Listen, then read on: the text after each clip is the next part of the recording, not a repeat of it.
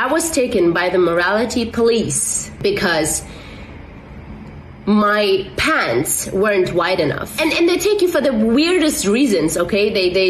Your nail color, your hijab, your clothing, anything. If they just feel like taking you, they will take you, and there is no one who can stop them.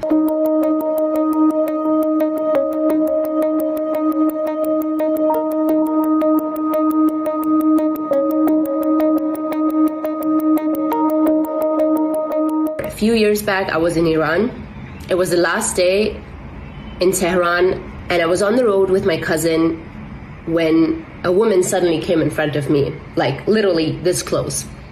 She was dressed all in black, and the Iranians know how they look. And she asked me, "What is this?" And I really didn't know what she's talking about. Basically, I was taken by the morality police, Gashte Ershad, how we call them, because my pants weren't wide enough. They were tight, so you could see my ankle.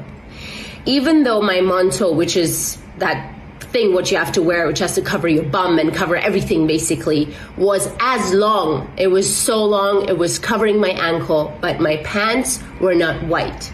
They were tight. Because of that, I was taken in a van.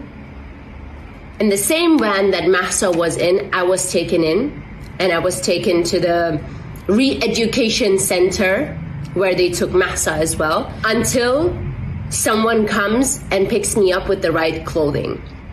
Now, my cousin was freaking out. My family was freaking out. When I reached there, they took my passport and they took my phone. But the way they scare you, the things they do with you, this is not the way anyone should live in Iran. I don't want my people to live like this. I don't want any woman to live like this. No woman deserves this. Everyone should be free to do, say, wear whatever they want to. And this small story was just so you understand that what happened to Mahsa could have happened to me, and it can happen to any woman in Iran.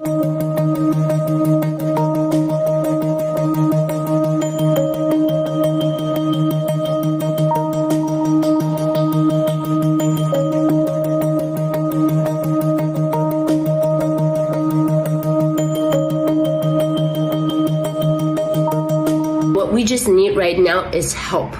We need everyone to spread the word. We need the world to see what these oppressors are doing with our women, with our people, and that we're just fed up of them and we don't want them anymore. We don't want another Mahsa. We just don't want them anymore. That's all. We don't want the Islamic Republic off Iran. We just want Iran back.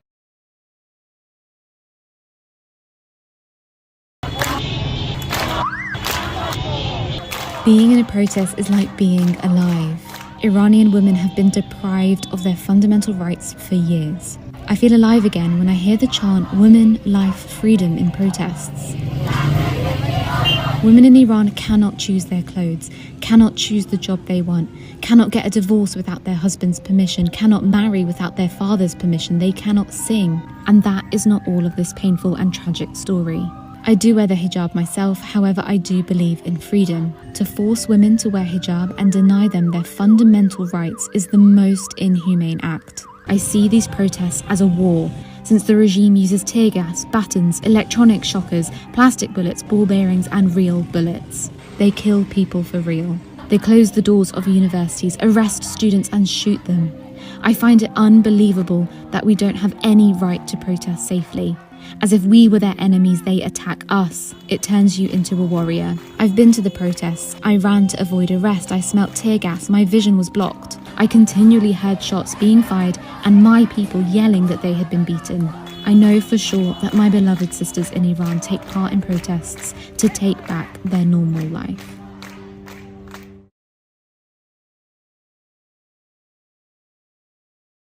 Until the women of Iran are free, we are going to stand with you.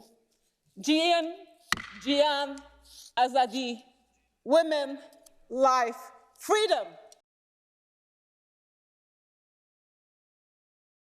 Here's why we're not seeing the revolution in Iran covered in media. On January 16, 2016, a nuclear deal with Iran went through.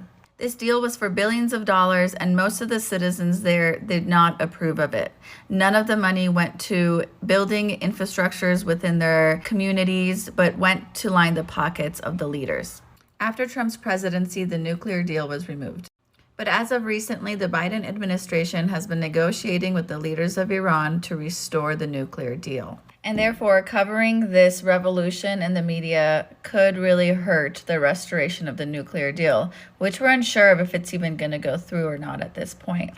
And with Iran and Russia being a close ally, and with this new declaration of a real nuclear attack being a possibility, who knows what's going to happen from this point on. The truth of the matter is anything in the media is heavily politicalized, and we, the people, have to keep sharing and keep the news rolling out so that the whole world knows what's going on, whether it's in Iran, Russia, Ukraine, wherever it may be, in America, US, wherever you are.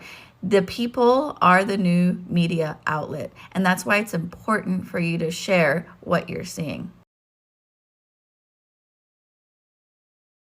Iran has entered its third month of protests, and here are the latest updates. Ahmed Alam al-Hudda, the Friday prayer imam in Iran's second largest city, Mashhad, said that Iranian women without headscarves were prostitutes to the US. At least 416 people were killed, including 51 children, by Iranian security forces. Last week, 72 people were killed by repressive forces in Iran. 56 people were in Kurdish areas. Iran launches strikes on Iraq's Kurdistan region. Kurds have also been under attack by Turkish airstrikes. A colonel of Iran's Revolutionary Guard Corps was killed in Syria, and they blame Israel.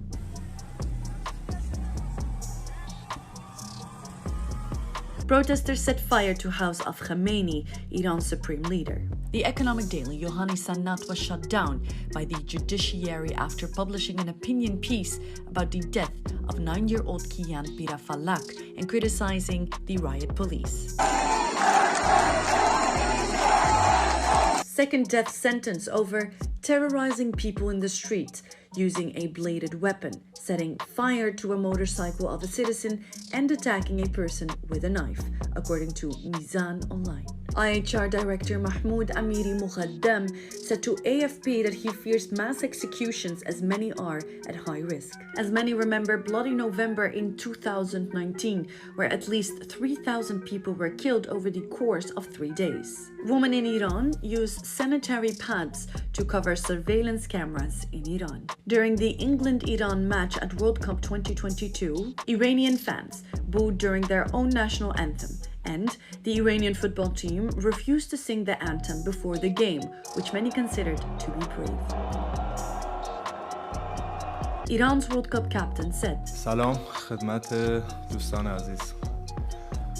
اول از هر چیز تسلیت عرض میکنم خدمت همه خانواده داغدار ایران.